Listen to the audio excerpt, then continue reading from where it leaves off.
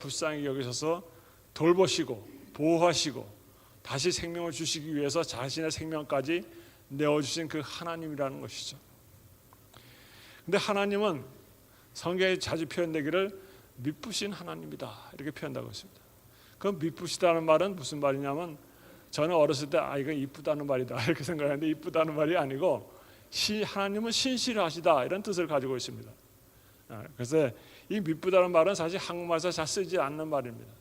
옛날에 썼는지 모르겠는데 요즘은 안 쓰고 있어요. 그런데 어쨌든 그 말은 하나님은 신실하시다 이런 뜻을 가지고 있습니다. 이스라엘의 그 출애굽과 역사를 통해서 이렇게 보면은 사실 시편의 모든 것들이 다 그 역사를 얘기하고 있어요. 출애굽의 사건과 이스라엘 역사를 이렇게 통틀어서 하면서 같이 그들과 함께 하신 하나님을 찬양하는 노래가 시편인데, 우리도 우리의 인생을 이렇게 돌아보면 하나님께서 우리와 함께 하신 경험이 많지 않습니까? 그것이 우리도 시편을 노래할 수가 있습니다. 여러분들의 저는 시를 잘 쓰는 사람을 좀 부러워하는데, 저는 시를 잘 쓰지 못해요. 근데 그 시를 그런 감정을 담아서 여러분께 시편을 하나씩 지어보시기 바랍니다. 그래서 우리와 함께 하시는 하나님, 우리의 생애 중에서 모태로부터 지금까지 인도하신 그 하나님의 은혜를 찬양하는 시를 한번 써보시기 바랍니다. 야고보서 1장 17절에 보면 이런 말씀이 있습니다. 모든 좋은 선물과 온전한 은사도 위로부터 빛들의 아버지께로부터 내려오나니 그분에게는 변함도 없고 회전하는 그림자도 없으시다 이렇게 표현되어 있습니다. 그러니까 모든 좋은 것이 다 어디서부터 온다고요? 하나님께로부터 오신다. 위에 계신 그 하나님으로부터, 보좌로부터 우리에게 모든 각종 좋은 선물이 우리에게 내려온다고 성경은 얘기하고 있습니다. 우리가 하나님께 가까이 갈 수 있고 하나님의 앞에 보좌 옆에 나갈 수 있는 것도 하나님의 인자하심 때문에 그렇다는 거예요. 하나님의 사랑에 의지해서 우리가 나갈 수가 있다는 것입니다. 그 하나님의 사랑이 없이는 우리는 하나님의 보좌 앞에 나아갈 수조차 없습니다. 모세가 하나님을 시내산에서 만나고 왔을 때 그 하나님의 영광으로 인해서 그 얼굴빛이 빛났을 때 사람들이 그 모세를 보길 두려워했습니다. 그만큼 모세는 사실 하나님의 얼굴을 보지 못했어요. 그럼에도 불구하고 그 얼굴에 드러난 그 빛 때문에 사람들이 그 모세에게 가까이 가기를 두려워했을 정도로 그 빛이 났다고 했습니다. 그래서 얼굴을 수건으로 가렸는데요, 만약에 우리가 하나님의 얼굴을 직접 대하여 본다면 우리는 다 죽고 마를 것입니다. 성경이 표현하기를 나의 얼굴을 보고 살 자가 없다 그랬습니다.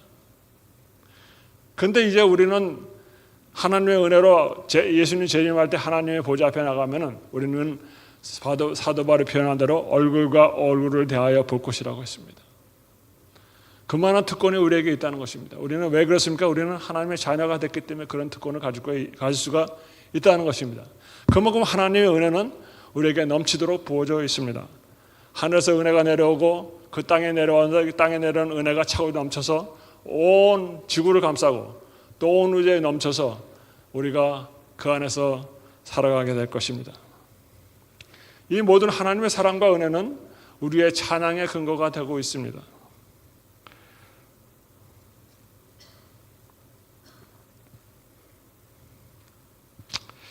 여기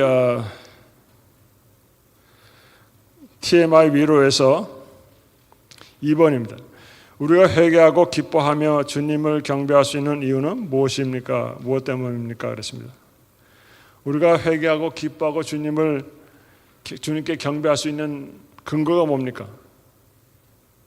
지금까지 설명한 것처럼 하나님의 은혜가 많기 때문에, 하나님의 사랑이 풍성하기 때문에 우리는 비록 죄인이지만 예수님을 믿고 하나님 앞에 나가서 경배할 수가 있다는 것입니다.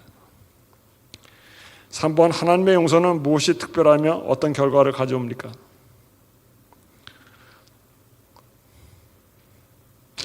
시편 51편은 다윗이 하나님 앞에 그 바세바의 사건 이후에 하나님 앞에 회개하는 기도입니다.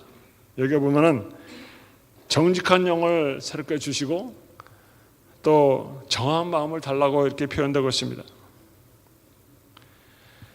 이 정한 마음을 달라는 얘기는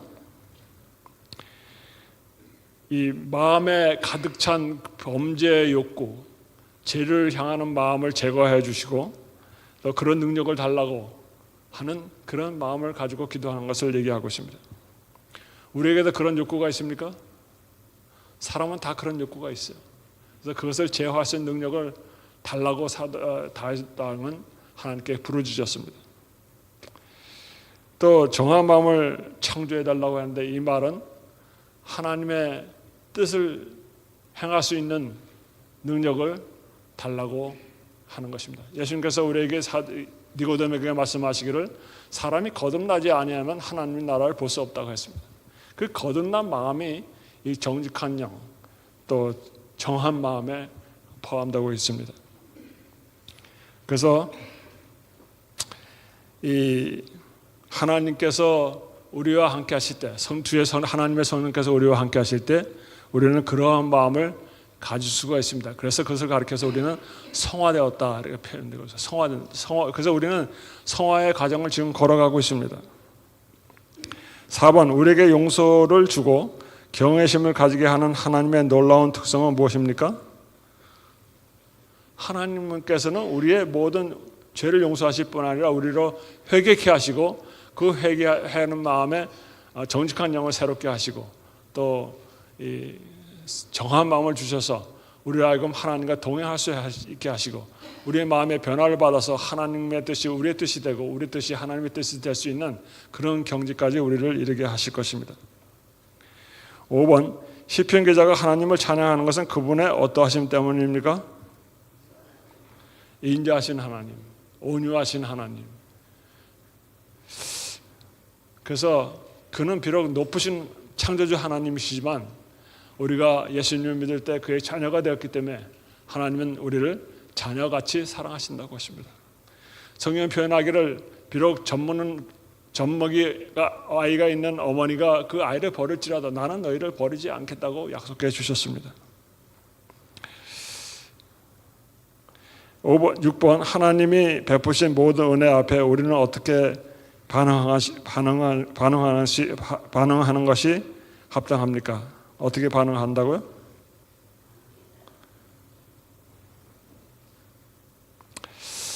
하나님의 그 사랑에 응답하는 것이죠. 응답해야 돼요. 응답하고 그 하나님의 인자와 사랑과 긍휼하심에 우리가 찬양하러 보답하고 하나님의 보좌 앞에 가까이 가기를 심히 즐겨하는, 하나님과 동하기를 즐겨하는 그런 사람들이 되어야 합니다. 일요일 소재입니다. 그의 인자하심이 영원하다. 우리의 삶이 영원합니까? 몇 년이면 영원하다고, 몇 년인 살면 영원하다고 할까요? 우리는 보통 살아갈 때 어떤 사람이 100 몇 세 살았다 그러면 와 굉장히 오래 살았다고 얘기하죠. 사실 그 영혼이라는 개념을 우리가 인간이 여기서 다 이해할 수가 없어요. 왜냐하면 세상에 영원한 것이 없기 때문에. 그러나 우리가 예수님의 재림하셨을 때 그 예수님과 함께 하늘에 가서 그 영혼에 참여했을 때 그 영혼이라는 단어가 어떤 가치가 있고 어떠한 의미를 가지고 있는지 우리는 그때 깨닫게 될 것입니다. 왜냐하면 지금 우리는 유한 속에 살기 때문에 영혼을 이해할 수가 없어요. 그러나 우리가 그 하늘에 이르렀을 때 그 영혼에 대해서 이해하게 되고 우리가 잠시 겪는 우리가 아무리 고난이 오래 당했다 할지라도 세상에서 환난을 오래 당했다 할지라도 우리가 그 하늘에서 가보면 그 영원했던 같은 그 고통의 시간들이 잠깐이라는 것을 우리가 알게 될 것입니다. 그런데 그 하나님의 인자하심이 영원하다는 얘기는 하나님의 인자하심이 끝이 있다는 얘기입니까? 없다는 얘기입니다. 제한이 없다는 것이죠. 여러분 자녀를 사랑할 때 무한정 사랑할 수 있습니까? 사랑을 할 수 있어요. 그런데 어떤 때는 감싸다가도 주저할 때가 있습니다. 부모지만. 그런데 하나님의 그 인자하심은 제한이 없다는 것이죠. 무한하죠. 그런데 조건이 하나 있어요. 하나님의 자녀로 살아가야 합니다. 하나님의 그 사랑에 반응해서 하나님의 구원하심에 참여해서 하나님의 자녀로 살아갈 때 하나님의 그 인자하심은 영원하다는 얘기예요. 우리가 구원받고 하늘에 가서 영원히 살 때 그때까지라도 하나님의 사랑은 그치지 않습니다. 그 하나님은 창조주 하나님 되시고 구속주 하나님 되시고 만물을 지으시고 만물을 유지하신 그 하나님, 그렇기 때문에 그분은 우리의 그것 가지고만 해도 우리가 하나님께 찬송을 드릴 만한데, 그분은 끝까지 우리를 사랑하시고 우리를 구원하시고 우리를 자녀로 삼으신 그 은혜가 인해서 우리가 하나님을 의지하고 그분 안에 거할 가치가 있다는 것이죠.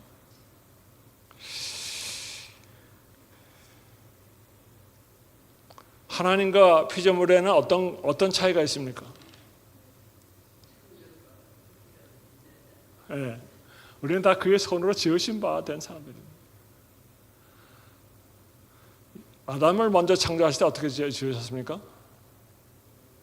흙을 빚어서 형상을 만들어놓고 그 코에 하나님의 생기를 불어넣으시니까 사람이 움직이는 존재가 됐다고 성경은 얘기하고 있습니다. 그 하와는 또 뭐로 지었다고요?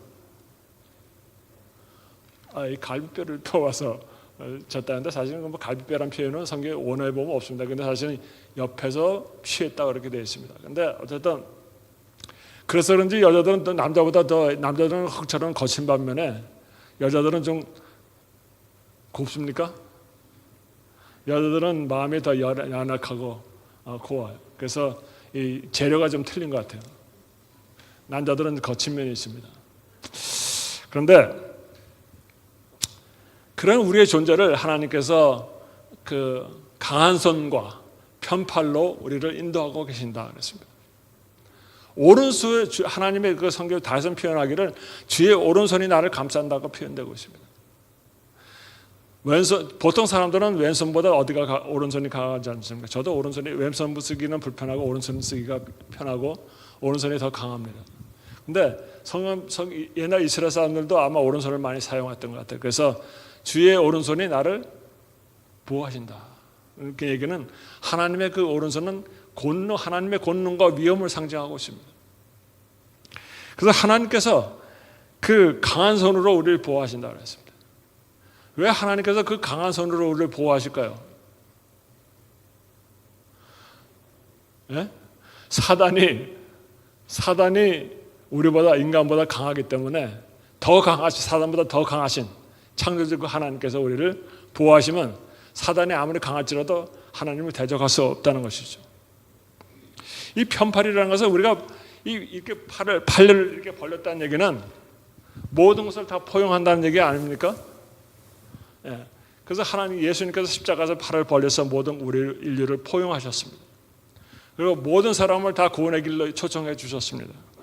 그래서 모든 것을 다스리시고 모든 것을 포용하신 그 하나님을 표현되고 있습니다. 저는 인자라는 그 단어보다는 사실 인애라는 표현을 더 좋아합니다. 하나님께서는 그 인자하신 표현, 인자하시고 사랑으로 우리를 감싸시고 계십니다.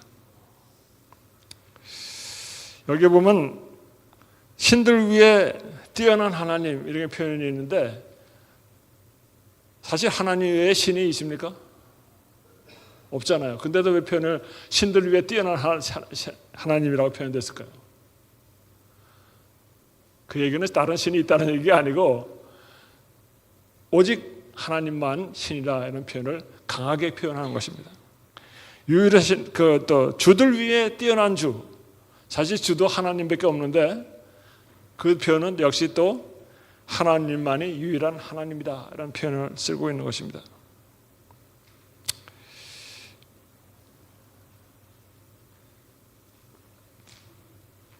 여기 95페이지 영감의 교훈은 이렇게 얘기하고 있습니다. 지난 날들을 회고해 볼 때 나의 마음은 하나님의 돌보심과 인자하심에 대한 감사로 가득하다. 우리는 위기의 때, 곧 우리의 모든 능력을 하나님께 바쳐야 하는 시대에 살고 있다. 우리는 겸손하고 자기를 부정하시고 고난당하신 그리스도를 따라야 한다. 우리는 예수께 모든 것을 빚지고 있다. 나는 새로이 그분의 봉사사업에 자신을 바쳐 사람들 앞에서 그분을 높이고 그분의 비할 데 없는 사랑을 선포하리라. 우리도 이런 마음을 가지고 살았으면 좋겠습니다. 오려서지 내 속에 정한 마음을 창조하소서. 이 다윗의 기도가 우리의 기도가 되었으면 좋겠습니다. 다윗이 그 전복 정쟁을 많이 하면서 아마 좀 교만에 빠졌던 것 같아요. 그래서 그 교만한 마음이 나는 모든 것을 할 수 있어, 이런 마음을 가지고 있었습니다. 갖게 하고 그런 마음이 바세바를, 남의 아내를 뺏어서 취할 수 있는 근거가 됐습니다. 루스벨이 그가 하나님의 천사장으로서 모든 천사 위에 뛰어난 권능을 가지고 모든 천사들보다 많은 지혜를 가졌지만 그가 그런 지혜를 받았을 때 하나님께 감사하기보다는 나도 하나님처럼 되리라 하는 교만한 마음이 들었을 때에 그가 범죄의 길로 나가게 됐습니다. 하나님의 자리를 뺏으려고 했습니다. 마찬가지로 다윗 왕도 그런 교만함 때문에 남의 아내를 함부로 취하는 그런 죄를 범했습니다.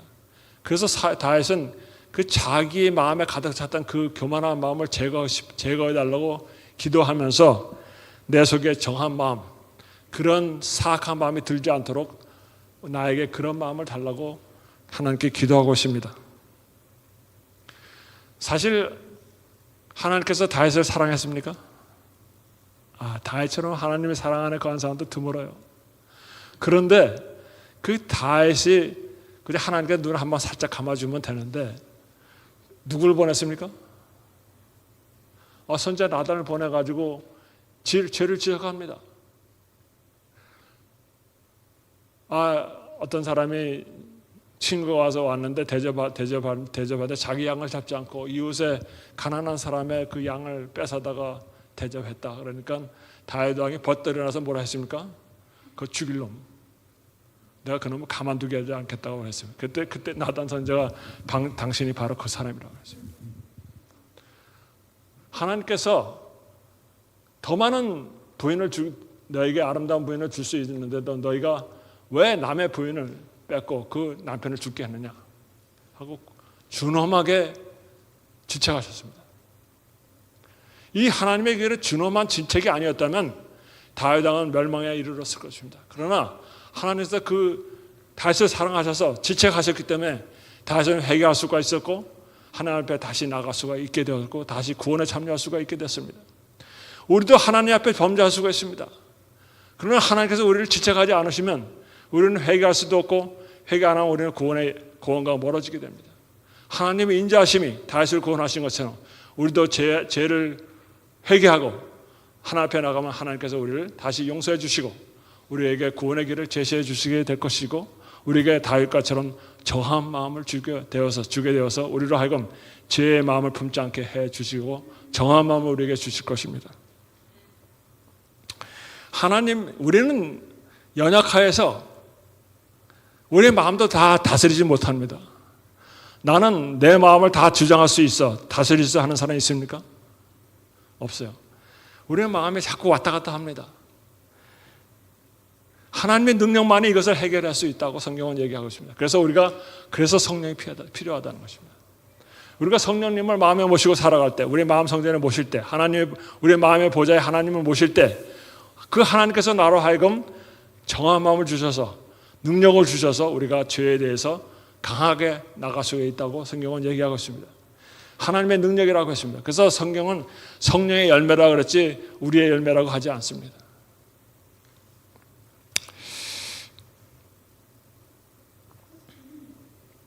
여기 보면 이런 말씀이 있습니다. 97페이지. 오직 조건 없는 하나님의 은혜만이 다윗을 상하고 통회하는 마음을 제물로 받으시고 그를 다시 하나님과 화목하게 회복시킬 수 있다. 그는 우슬처럼 정결케 해달라고 구함으로 하나님의 임재 앞으로 돌아가기를 원한다. 사실 우슬초를 저는 잘 모르, 우슬초가 어떻게 생겼는지 아직 본 적이 없어서 잘 모르는데, 어쨌든 우슬초의 그 피를 찍어서 이렇게 문둥병자한테 뿌려서 그 정결 예식을 행합니다. 그래서 우리가 죄는 뭐와 같다고 성경 표현되어 있냐면은 문둥병과 같다 표현되고 있습니다. 그래서 우리가 이 죄의 마음을 정결케 하기 위해서는 우슬초를 우리에게 사용해서 우리에게 하나 예수님의 피를 우리에게 마음에 적용시킴으로 우리가 죄에서 정결케 됨을 우리가 받을 수가 있다고 성경은 얘기하고 있습니다. 그래서 예수님의 피는 우리에게 그 우슬초와 같은 효과를 가지고 있습니다.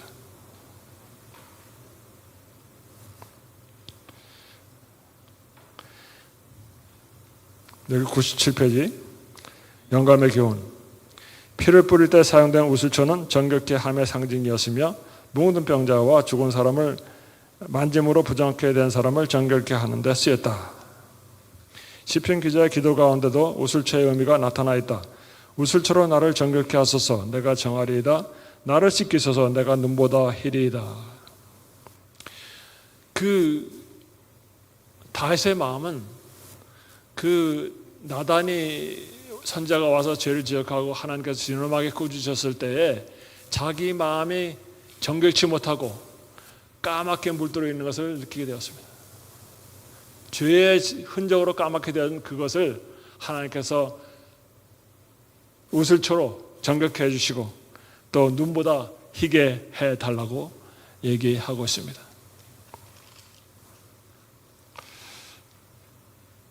화에서지 여호와여 주께서 죄악을 지켜보실진대.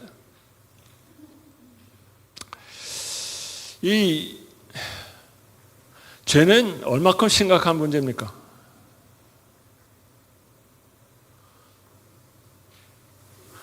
죄는 하나님과 우리를 분리시키는 그런 심각한 문제입니다.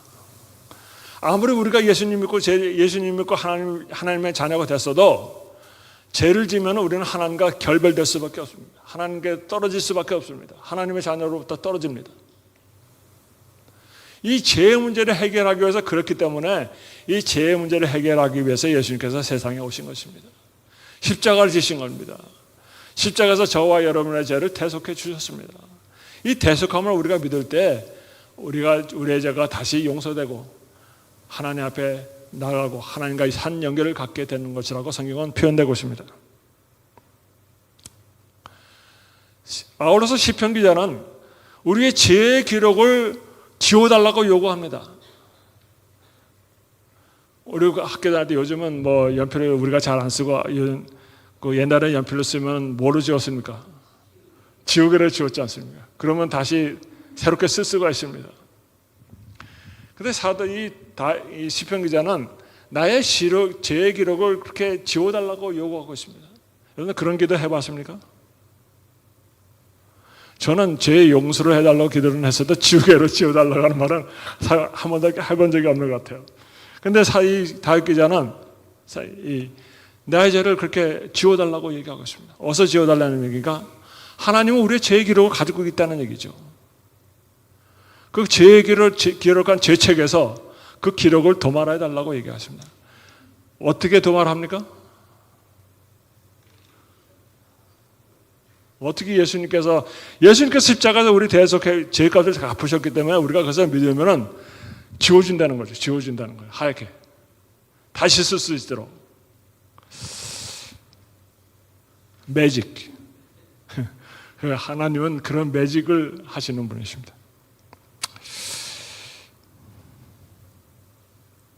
여기 이런 말씀이 있습니다. 경이롭게도 죄를 기꺼이 용서하시고 벌하지 아니하시는 하나님의 성품이 그분을 향한 경외심을 불러일으킨다. 나의 죄를 깊이 깨닫고 그 죄를 용서받았다는 느낌이, 그런 감정이, 그런 감격이 하나님에 대해서 경외심을 일으킨다고 얘기하고 있습니다.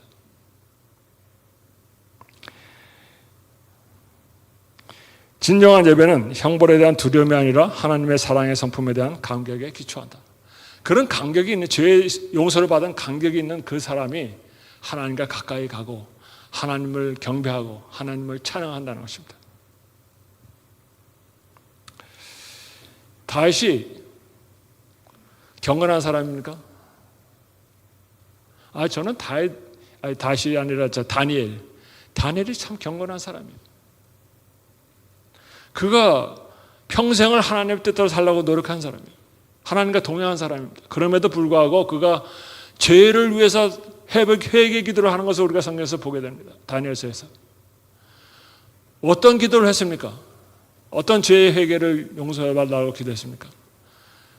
자기의 백성 이스라엘의 죄를 위해서 회개 기도를 하고 있습니다. 중보 기도하고 있습니다. 우리도 그런 기도가 필요할까요? 우리가 현대 이스라엘이라고 강조하고 있는 영적 이스라엘, 특별히 우리 재림교회 안에 있는 만연되어 있는 이런 죄를 위해서 우리가 기도해야 할 필요가 있습니다. 우리 지도자들의 죄를 위해서, 우리 성도들의 죄를 위해서 하나님께 간구하는 심령이 우리에게 있어야 합니다. 성경 분명하게 얘기하는 너희가 죄를 회개하고 나에게 기도하면 내가 기꺼이 너희를 용서하고 너희를 회복시켜 주리라고 성경은 약속하고 있습니다. 우리가 늦은 성령 시대에 산다고 말은 하지만 우리 중에 늦은 성령의 강력한 역사가 계시록 18장에 있는 강력한 역사가 우리에게 있지 않는 것은 우리 가운데 아직 죄가 있기 때문에 그렇습니다. 하나님의 말씀을 사랑하지 않습니다. 더 이상 뜨뜻미지근합니다. 라오디게아 교회 상태에 머물러 있습니다. 제가 성경을 오후에 가르치는데 어떤 장로님은 그런 말 지나가면서 그런 말 하더라고요. 하기 싫은데 뭐하러 들어가? 안 들어가. 여러분들 이런 심령을 가지고 하나님 말씀 대하지 마시기 바랍니다. 하나님을 가까이 하는 사람에게 가까이 한다 하시고 하나님을 사랑하는 자에게 가까이 한다고 하셨습니다. 목숨을 다해서 하나님을 사랑하라고 하신 얘기는 하나님 말씀도 목숨을 다하여 사랑하라는 얘기랑 똑같습니다. 어떤 지사님은 또 그렇게 얘기하더라고요. 왜 우리 성경 공부를 뭐하러 해? 한두 사람 알아서 그 사람이 알아서 하라는 대로 하면 되지. 그럼 뭐라 성경이 주어졌습니까? 제사장한테만 주어지고 목사님한테만 주어지면 되지. 여러분, 성경은 우리 각자가 옛날엔 두루마리 성경 있을 때 글을 쓰고 있었습니다. 그러나 요즘에는 여러분 집에 성경 몇 권씩 있잖아요. 각자가 보시기 바랍니다. 각자가 연구하시기 바랍니다. 수요서지 엄해하시고 자비하시는 하나님을 찬양하라. 우리가 이래 사랑을 받은 존재로서, 하나님의 사랑을 받은 자녀로서 하나님을 찬양해야 된다는 거죠. 찬양해야 된다. 저는 찬양을 부정하지 않습니다. 하늘 가서도 우리가 할 일이 뭐라고요? 하나님 찬양하는 것입니다. 우리가 세상에 있을 때 하나님을 찬양하는 것은 마땅한 일입니다. 하나님의 자녀로서, 하나님의 성도로서, 하나님의 사랑을 받은 존재로서, 하나님의 그 무한한 사랑을 받은 사람으로서 우리는 그 간격에 의해서 그 간격을 찬양으로 표현하는 것은 합당한 일입니다. 그 하나님의 보좌에 제일 가까이 있는 사람들의 그 그룹들이 하나님을 찬양하고 있습니다. 하나님 주변에 있는 24장로들이 하는 일도 하나님을 찬양하는 일입니다. 그래서 우리가 생활 중에 찬미를 하는 것은 참 좋은 일이고 그것은 끊임없이 하나님을 향해서 기도하는 것이 될 것입니다. 여기 보면 어미하시고 자비하신 하나님을 찬양하라. 어미하시다는 얘기는 뭡니까? 그 하나님의 그 높으심, 하나님의 무한한 권능, 이것을 어미하시다 이렇게 표현되고 있습니다. 그래서 그런 하나님, 우리와는 다른 창조주 하나님을 높이 받들고 우리가 그분을 찬양할 필요가 있습니다.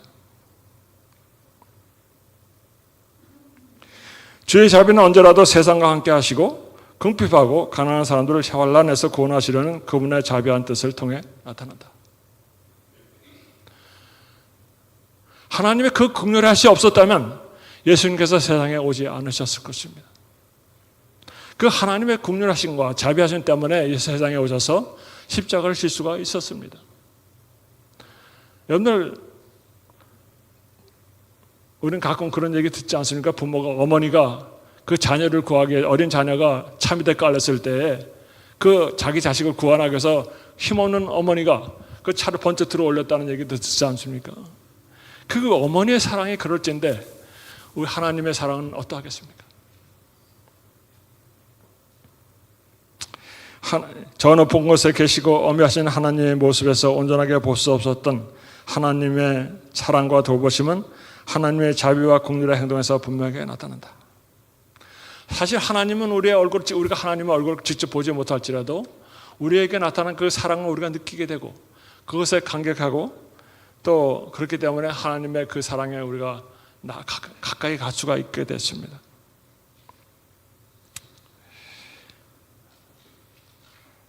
만약에 세상에 하나님 이외에 어떤 존재가 어떤 사물이 하나님을 온전히 표현할 수 있다면 하나님의 높임을 받을 수 있을까요? 없을까요? 만약 그런 존재나 그런 사물이 있다면 하나님께서 높임을 받을 수가 없어요. 그런데 그런 존재가 없기 때문에 하나님께서는 나 외에 다른 신을 너에게 두기 말라 하고 우리에게 공고하고 있습니다. 여호와 이름을 막는 때에 부르지 말라. 우상을 만들지 말라 그런 얘기는 다른 얘기는 하나님만 섬기라는 얘기죠. 왜냐하면 그분께서 우리를 만드시고 우리를 유지하시고 보존하시고 사랑하시는 분이기 때문에 그렇습니다. 사실 이 찬양이라는 것은 우리의 하나님의 자녀로서 특권입니다. 하나님의 보좌 앞에 나갈 수 있는 사람들의 특권입니다. 그 하나님의 죄를 범죄하고 죄의 길로 행하는 자는 하나님을 찬양할 특권이 없습니다. 하나님의 십자가에, 예수님의 십자가에서 하나님의 사랑과 공의가 나타났다고 우리는 듣고 있습니다.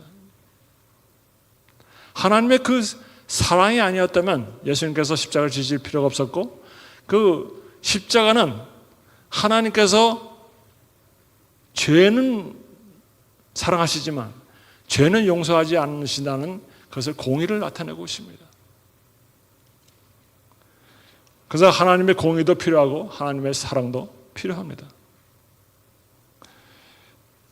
히브리서 12장 1절에 보면 은혜의 보좌 앞으로 담대히 나가자. 여러분 하나님의 보좌 앞에 담대히 나갈 수 있습니까?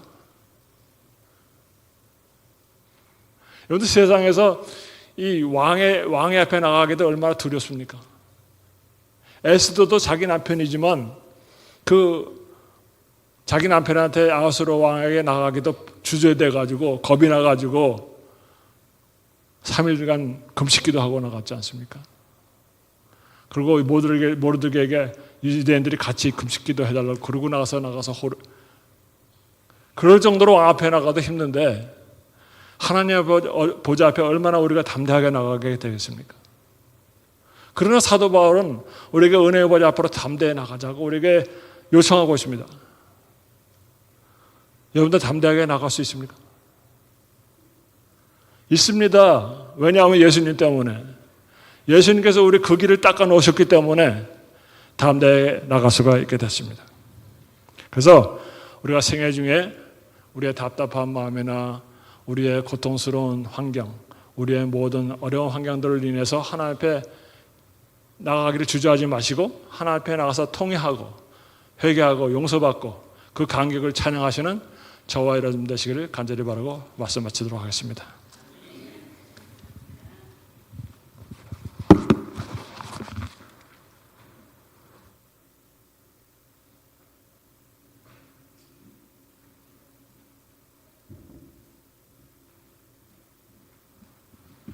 기도하겠습니다. 하늘에 계신 아버지, 오늘도 저희가 비가 오는 날이지만 하나님 앞에 나올 수 있도록 인도해 주시고 또 안식학교를 통해서 시편에 소개된 하나님의 사랑과 하나님의 위대하심을 생각해 볼 수 있도록 도와주셔서 감사합니다. 그런 위대하신 하나님이시지만 우리를 사랑하시고 우리가 언제나 하나님 앞에 나아갈 수 있음을 또다시 우리에게 보여주시오니 오늘 들은 말씀이 우리의 삶에 적용되게 하셔서 하나님 앞에 나아가 하나님의 은혜와 사랑을 경험하는 우리 모든 안식학교 반생들이 될 수 있도록 인도하여 주시옵소서. 그리고 한 주일 살아갈 때 정말 주님의 은혜와 사랑 속에 주님과 동행하며 또 하나님의 은혜와 사랑을 나눌 수 있는 우리 모두가 되게 인도해 주시기를 사랑 많으신 예수님 이름으로 간절히 기도하옵나이다. 아멘.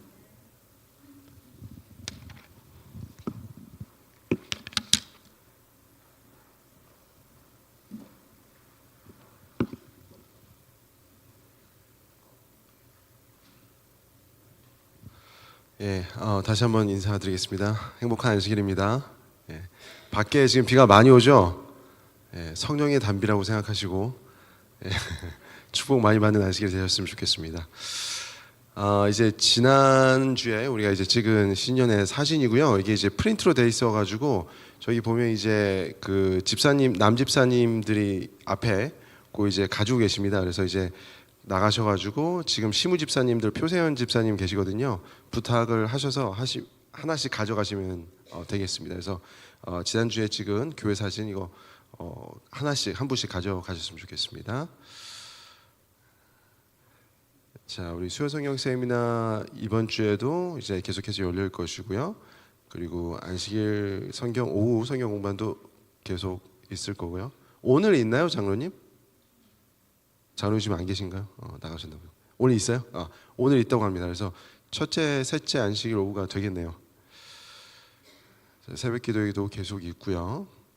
그리고 이제 곧 다음 주에 이제 사경회가 있습니다. 그래서 2월 29일부터 3월 3일까지 우리 메릴랜드 교회 강동원 목사님 모셔서 믿음으로 믿음에 이르는 삶이라는 주제를 가지고 사경회를 하도록 하겠습니다. 자, 우리 건강 회복이 필요하신 분들을 위해서 기도해 주시고, 특별히 우리 김원희 장로님께서 이제 눈 수술 받으셔가지고 우리 기도를 많이 해 주시기를 부탁드리겠습니다. 예. 그리고 이제 선교에서 나오셔서 나머지 광고를 좀 드리도록 하겠습니다. 선교에서 광고 드리겠습니다. 오늘 저녁에 6시 30분에요. 우리 저번 달에 했던 것처럼 선교 체육 활동을 하도록 하겠습니다. 장소는 저번하고 같고요. 그래서 오후에 카톡으로 한 번 더 공지를 드리겠습니다. 그다음에 오늘 특별하게 제가 이걸 광고 드리기 위해서 나왔는데요. 우리 여기 보시면 올랜도 중앙교회 말씀 나눔반 해가지고 우리가 전에 공지 드렸던 소그룹반 있지 않습니까? 그것을 이렇게 말씀 나눔반으로 새롭게 편성을 했습니다. 그래서 지금 저희 교회 어르신분들이 연세도 많으시고 또 밤에 운전하시는 거 많이 힘들어하시는 분들도 많으시고 그래가지고요. 이게 물리적으로 모이는 게 쉽지가 않습니다. 그래서 우선은 저희가 많이 논의를 한 결과 선교 운영회에서 많이 논의를 한 결과 올해 우리 이 소그룹반은 말씀 나눔반으로 운영했으면 좋겠다라는 의견들이 많이 나왔습니다. 그래서 이렇게 새롭게 한번 편성을 해봤고요. 그래서 1반부터 6반까지 있는데요. 그래서 우리가 매주 한 달에 한 주를 정해서 파트락 이후에 이 조별로 모여서 서로 말씀을 나누고 기도하고 그렇게 해서 말씀과 친교를 나누는 그런 말씀 나눔반으로 운영하려고 합니다. 우리가 예전처럼 이렇게 집에 모여서 저녁에 뭐 이렇게 소그룹반 운영하는 것이 아니고요.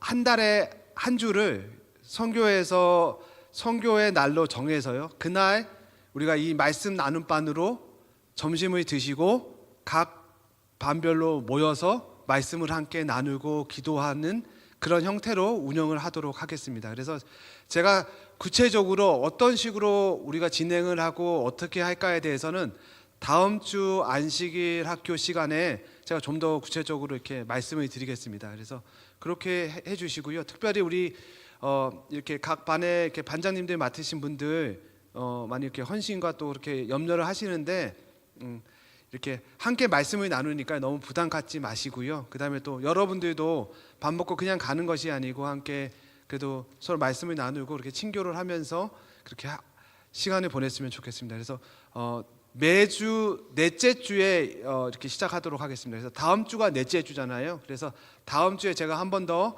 안식일학교 시간에 광고를 드리고 어떻게 하는지 말씀을 드리고 나서 다음 주에 점심 예배 마치고 점심 먹고 우리 각 반별로 한번 모여서 한번 해보도록 하겠습니다. 그래서 우리가 다음 주니까 다음 주에 우리가 준비하셔야 될 말씀이 무엇이냐면 우리 첫 번째 모여서 함께 나눌 말씀은 이걸로 생각을 했습니다. 우리가 지금 교과 공부를 시편에 대해서 배우고 있는데요. 그래서 각자 자신이 가장 제일 좋아하는 시편 있지 않습니까?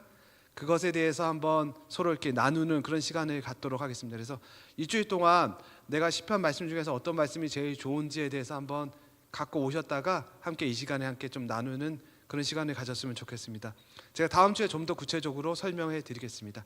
그래서 우선은 이 올랜도 중앙교회 말씀 나눔반으로 이렇게 새롭게 편성된 우리 소그룹 모임에 대해서 한번 여러분들께 소개시켜 드렸고요.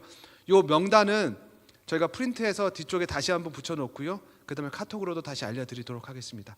예. 감사합니다.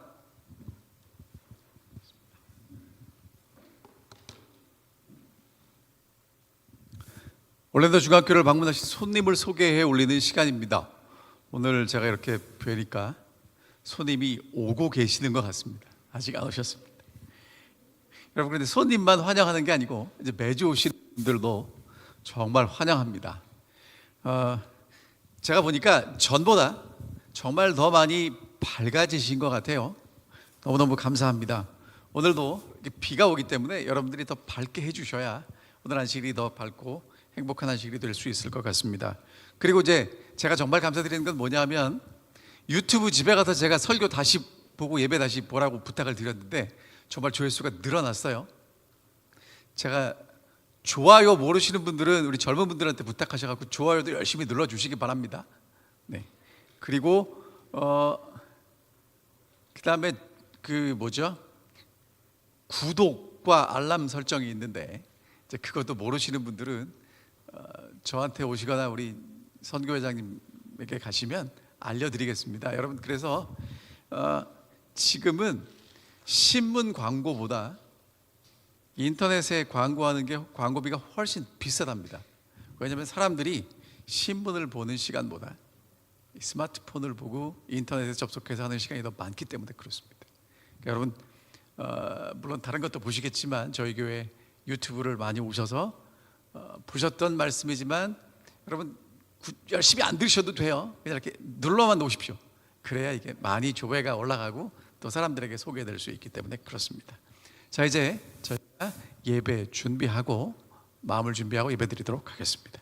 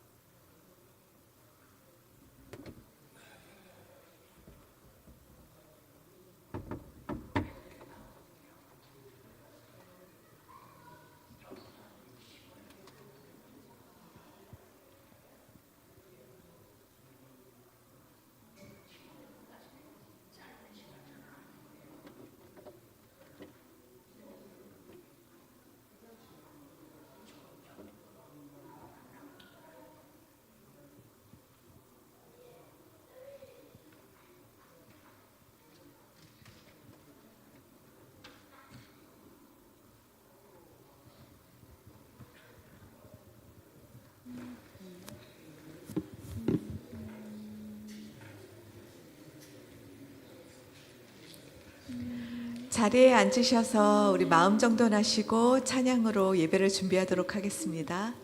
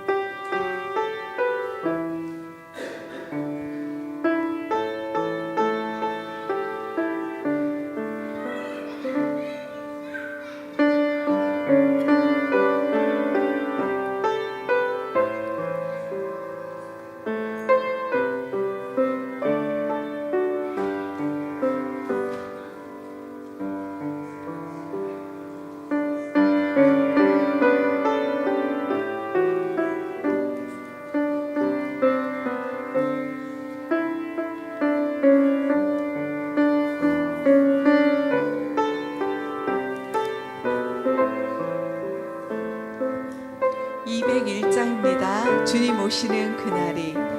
가사를 생각하시면서 찬양으로 기도를 올리겠습니다. 201장입니다.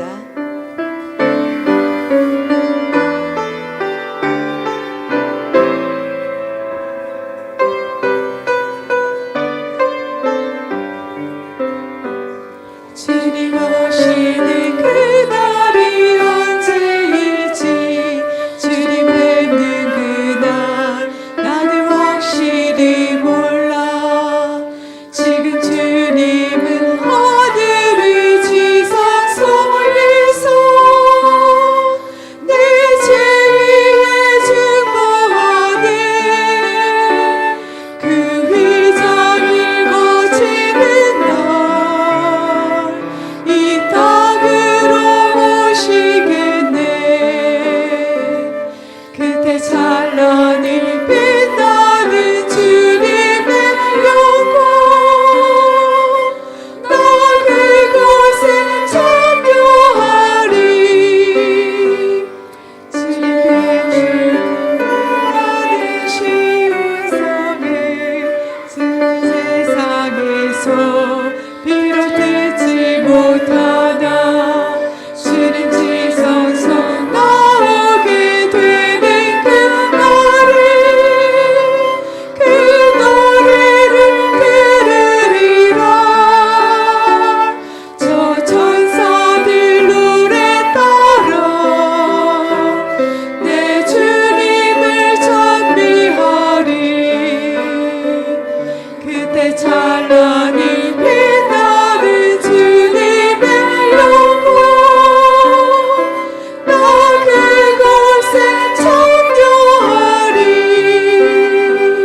주님 빛나는 쉬운 성을 지금 이 땅에서 비록 볼 수 없으나 나의 주님이 이 땅에 오시는 그날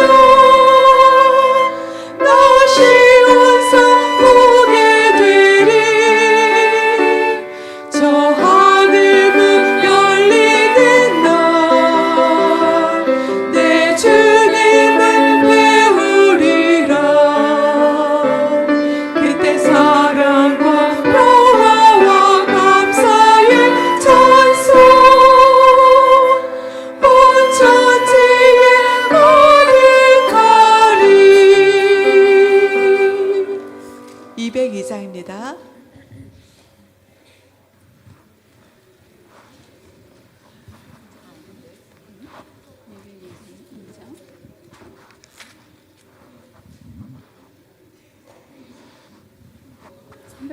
장인데 345장입니다.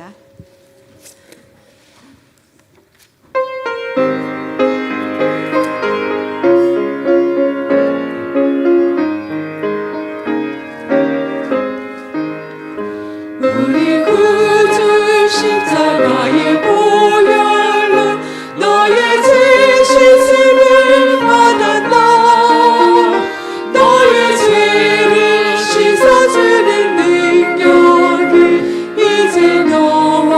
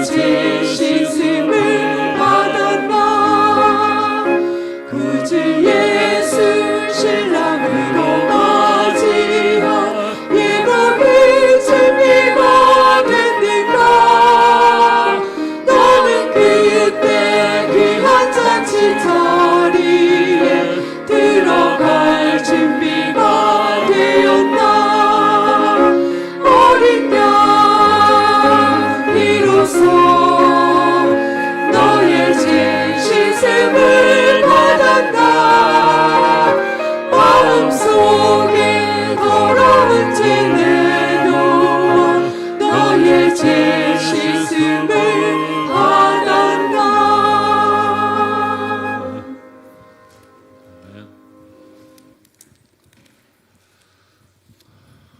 다 같이 기립하셔서 송명하시겠습니다.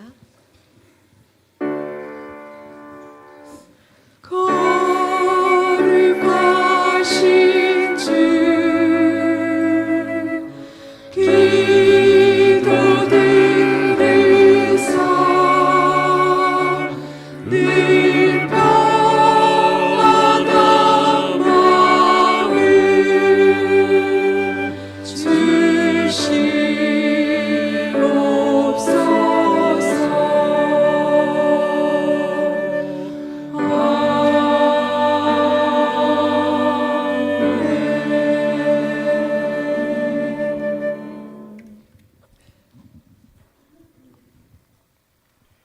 하늘에 계신 아버지, 저희들이 거룩한 안식일을 기억해서 주님 앞에 나올 수 있도록 인도해 주셔서 감사합니다.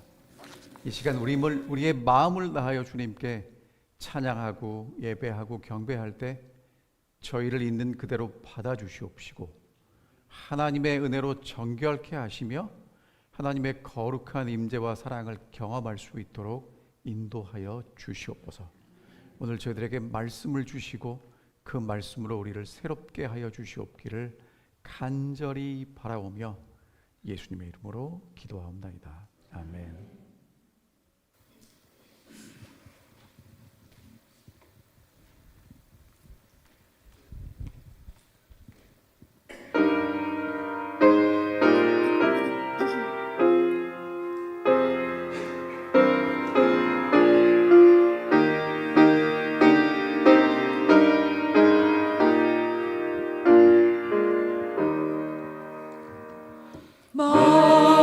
마늘의 주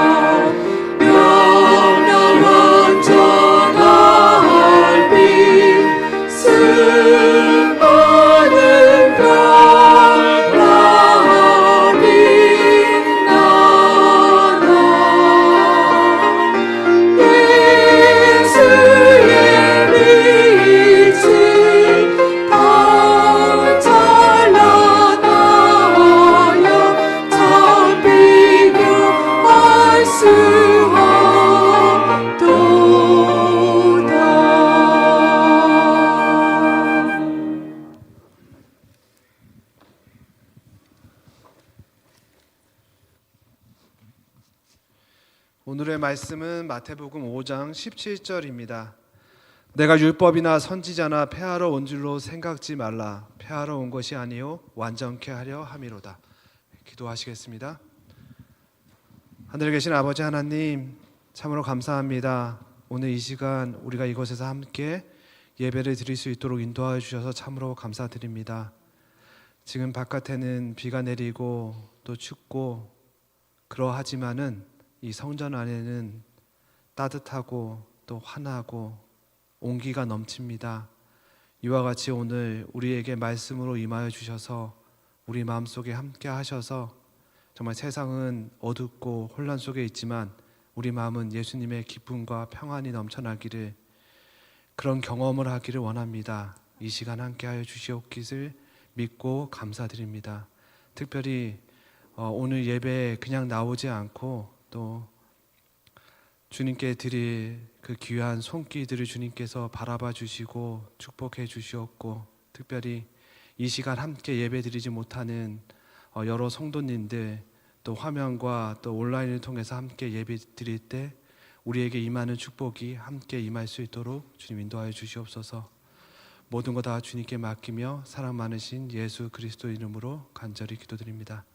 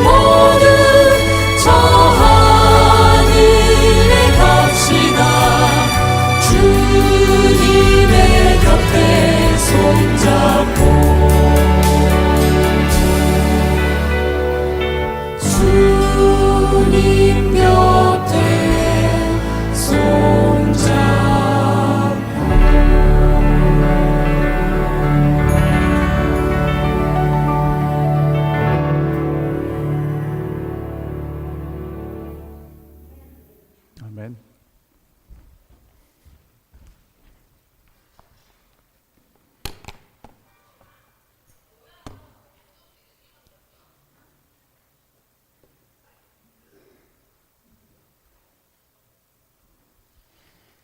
축복된 안식일에 하나님의 성전에 오신 모든 분들에게 크신 하늘의 은혜와 축복이 함께 하시기를 기도합니다. 오늘 찾아가는 거 들으셨죠? 손에 손잡고 하늘에 가는 우리 모든 올랜도 중앙교회 믿음의 가족들이 되기를 간절히 바랍니다. 오늘은 저희가 너무 잘 아시는 말씀 계속 공부하고 있는데요. 마태복음 5장에 나오는 완전하게 하러 오신 예수님에 대해서 살펴보도록 하겠습니다. 자, 이 이야기의 시작은 여러분이 아시는 대로 예수님이 갈릴리 해변을 거니시다가 이제 갈릴리 바다를 보고 앉으셨어요. 그리고 제자들이 거기에 나왔습니다. 예수님이 무리를 보고 올라가 앉으셨을 때 이제 제자들이 예수님께 나왔죠. 여러분, 그리고 여기서 예수님이 지금 하시는 말씀의 핵심은 무슨 얘기를 하고 계시는 거냐면 천국 얘기하고 있는 겁니다. 하나님이 계시는 나라. 자, 그러면 하나님의 나라라고 부르지 않고 천국이라고 부르는 이유는 누가는 이방인들을 위해서 썼기 때문에 하나님이 계신 나라라고 불렀는데, 마태는 유대인들에게 썼기 때문에 하늘에 계신 분이 하나님이심을 알아서 천국이라고 부르게 됩니다. 자, 제가 지난 시간에도 말씀을 드렸는데 천국을 확신하는 사람들이 있었어요. 어떤 사람들이냐면 아브라함의 자손들은 우리는 택하신 민족이다. 그리고 열심히 율법을 지키고 11조를 내고 봉사를 하기 때문에 우리는 하나님께 은총을 받은 사람들이고, 그래서 신체도 건강하고 물질적인 풍요도 있다라는 생각을 가지고 우리는 천국 간다라는 확실한 사람들이 있었어요, 실제로. 그런데 대부분의 사람들은 로마의 압제와 가난과 질병 때문에 어렵고 고달픈 생활을 하면서 우리는 물질적인 풍요도 없고 아프고 종교적 열심도 없고 저주받은 사람인가 보다라는 생각에 사로잡혀 있었습니다. 그때 예수님이 뭐라고 말씀하시냐면 심령이 가난한 자는 복이 있는데 천국이 저희 것임이라고 말씀하십니다. 여러분, 이게 우리한테는 그냥 성경 말씀처럼 들리고 예수님이 하신 말씀처럼 들리지만 천국을 사모했던 예수님 시대의 사람들에게는 이게 굉장히 뭐라고 표현을 해야 될까요? 천지개벽하는 얘기예요. 왜냐하면 천국이 누구의 것이냐면 심령이 가난한 사람의 것이랍니다. 심령이 가난한 사람은요, 애통하고 온유하고 의에 줄이고 긍휼히 여기고 마음이 청결하고 화평하게 하고 의를 위해서 핍박을 받는 사람들인데, 그 사람들은 천국이 저희 것임이고 천국을 상속받을 거라고 말씀하시는 거예요. 여러분, 이게 오늘 우리에게도 대단히 중요한 얘기입니다. 천국은 누가 간다고요? 심령이 가난한 사람이 가는 겁니다. 자, 그러니까 복 있는 사람은 천국을 소유한 사람이고, 복 있는 사람은 무엇인가 열심히 하는 게 아니라 천국을 상속받기 때문에 하나님의 아들로 인정받는 사람이 복이 있다는 거예요. 그러니까 오늘 여러분과 제가 하나님의 아들과 딸로 인정을 받으면 천국을 상속받게 된다는 얘기를 예수님이 하고 계시는 거예요. 자, 그러면 천국을 상속받을지 안 받을지 어떻게 알 수 있냐면 세상의 빛과 소금으로 살아가는 사람들은 천국을 상속받을 거라는 것입니다. 지난주에 어떻게 사셨나요? 빛과 소금으로 잘 사셨을 거라고 제가 확신을 합니다. 자, 그랬더니 여러분, 제자들의 마음속에 이제 무슨 질문이 있냐면, 아니 우리는 열심히 율법 지키는데요, 회당에 가서 열심히 하라고 해서 하는 대로 하는데 그럼 그건 다 소용없습니까? 라는 생각이 들 수도 있어요. 그런데 예수님이 이렇게 말씀하십니다. 내가 율법이나 선지자를 폐하러 온 줄로 생각하지 말라. 폐하러 온 것이 아니라 어떻게 하기 위해서 왔다? 완전케 하기 위해서 왔다. 자, 그러면 율법과 선지자는 여러분이 잘 아시는 대로 구약 성경이고요, 구약 성경을 폐하러 온 것이 아니라 완전하게 하기 위해서 오셨다는 거예요. 이것에 대해서 산상보는 이렇게 설명하십니다. 신의 산에서 주어진 율법은 사랑의 원칙을 반포한 것, 즉 하늘의 율법을 땅에 계시한 것이다. 그러니까 신의 산에서 모세에게 주신 율법은 하늘의 원칙을 계시한 건데 사랑이다라고 말씀하고 계십니다. 자, 그리고 이제 이렇게 말씀하십니다. 진실로 너희에게 이르노니. 여러분, 진실로가 나오면 중요하다 그 얘기예요. 천지가 없어지기 전에는 율법의 1.1획도 결코 없어지지 아니하고 다 이룰 것이다. 그러므로 누구든지 이 계명 중에 지극히 작은 것 하나라도 버리고 또 그같이 사람을 가리키는 자는 천국에서 지극히 작다 일컬음을 받을 것이요 누구든지 이를 행하여 가리키는 자는 천국에서 크다 일컬음을 받을 것이다. 여러분, 요약하면 이런 얘기입니다. 하나님의 율법은 영원할 것이다. 안 변한다는 것입니다. 누가 변해도, 세상은 변해도 하나님의 율법은 안 변한다는 거예요. 왜? 하나님이 안 변하니까. 자, 그 다음에 이렇게 말씀하십니다. 계명 중에 지극히 작은 것이 있다라고 생각하는 그것은 교만하다는 거예요. 여러분, 하나님 말씀 중에 작은 게 있습니까? 없습니까? 근데 지극히 작은 것 하나 바꾸는 건 그만큼 교만하다는 것이고 하나님의 율법을 잘못 대하고 있다는 것이고요. 그 계명을 행하고 가르친다는 것은 소중히 여긴다는 얘기겠죠. 자, 그러면서 이제 예수님이 이렇게 말씀하십니다. 좀 같이 읽어볼까요? 시작. 내가 너희에게 이르노니 너희 의가 서기관과 바리새인보다 더 낫지 못하면 결코 천국에 들어가지 못할 것이다. 여러분, 이 말씀을 들으니까 천국에 갈 수 있을 것 같아요? 없을 것 같아요? 자, 이게 지금 무슨 얘기를 하고 싶으신 거냐면 예수님이 서기관과 바리새인이 가지고 있는 의보다 더 높은 수준의 의가 있다는 거예요. 그러면 서기관과 바리새인은 제자들이 생각할 때 성경을 정말 열심히 읽고, 그렇죠? 그 다음에 바리새인은 여러분이 잘 아시는 대로 하나님을 섬기기 위해서 나를 구별하고, 그래서 이 바리새인들이 어떤 특징이 있다고 제가 말씀을 드렸냐면 여기다 반창고 붙이고 다닌단 말이에요. 이마에다가. 왜 그래요? 길 걸어가다가 여자가 있는데 좀 보면 음욕이 생길 것 같아서 눈을 돌리고 갔는데 기둥에 부딪혔어요. 난 어떻다는 거예요? 정말 율법대로 산다는 거예요. 자, 그런 사람들인데 그런 사람들보다 더 수준이 높다고 해야 된다는 거예요. 그러면서 자, 보세요. 천국에 들어가지 못할 것이다. 그러면 천국에 들어갈 수 있는 다른 길이 있다는 거예요. 그렇죠? 자, 율법이 거룩한 것은 분명하나 유대인들은 스스로 이를 지키는 것으로서 의를 얻을 수 없었다. 그러니까 여러분, 율법은 지켜서 의를 얻을 수 있는 게 아니라는 거예요. 무슨 얘기지? 좀 더 들어보겠습니다. 그리스도의 제자들은 천국에 들어가려면 바리새인의 의와 다른 성격의 의를 얻어야 한다. 그러니까 바리새인들이 추구했던 의보다 다른 의가 있는데 그걸 얻어야만 들어갈 수 있다라고 말씀하시는 것이죠. 자, 그건 하나님이 주시는 의이고 예수를 통해서만 주시는 의입니다. 그러니까 심령이 가난한 사람은 마음 문을 열고 예수를 받아들이게 되면 하나님이 오시고 하나님의 형상으로 변화하게 된다는 것입니다. 이것을 이렇게 말씀하십니다.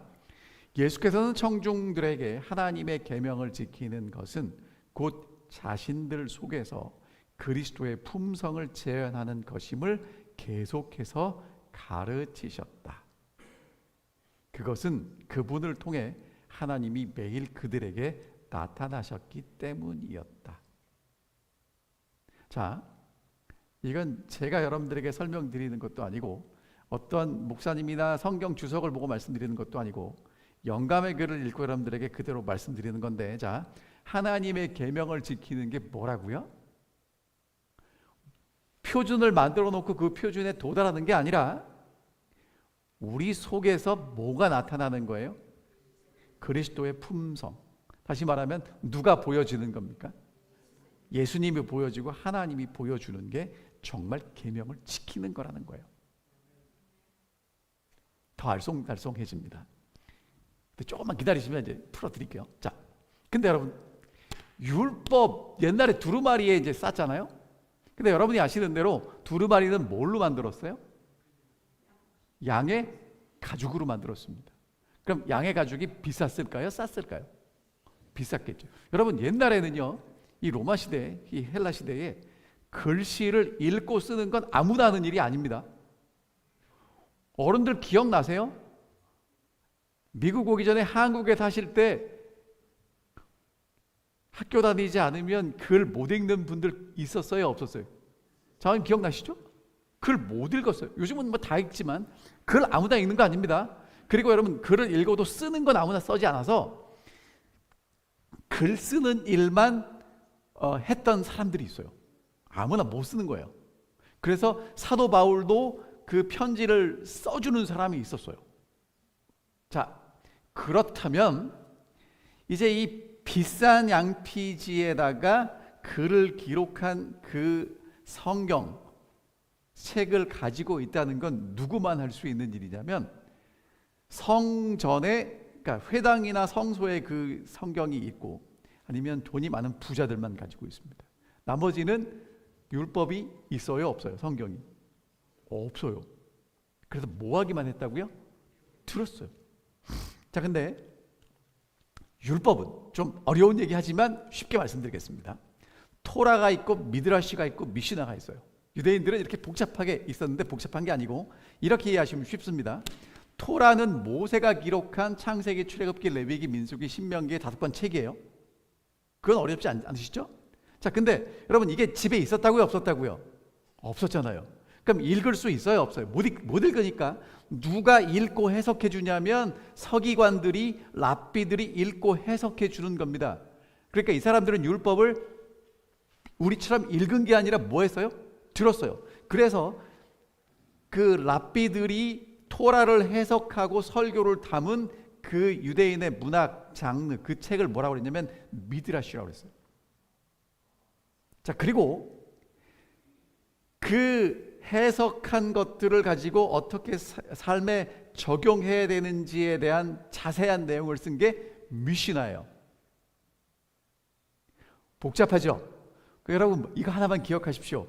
이 사람들은 율법을 읽었다, 들었어요. 그래서 요한계시록에 보면 이 책에 기록한 것을 읽는 자와 듣는 자들과 지키는 자들이 복이 있다는 얘기는 요한이 7교회 편지를 하나 썼다고요.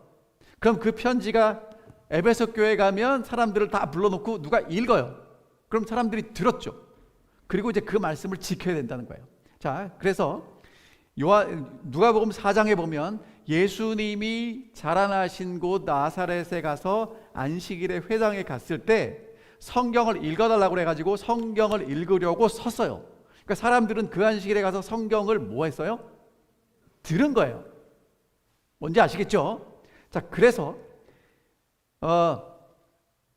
율법과 계명, 토라는 안식일에 가서 아니면 특별한 절기에 가서 들었습니다.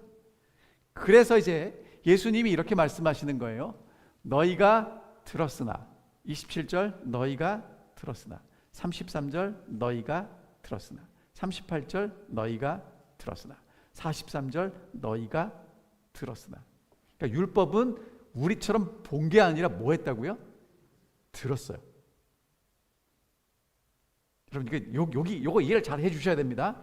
자, 그런데 문제는 하나님이 모세한테 율법을 주셔서 모세가 기록하고 그것을 백성들에게 읽어줬을 때는 그 의미가 전달이 됐을 텐데 시간이 가면서 진짜 하나님이 율법을 주신 의미는 사라지고 뭐만 남았냐 하면 글자만 남아요. 알맹이가 사라지고 뭐만 남아요? 껍데기만 남았어요.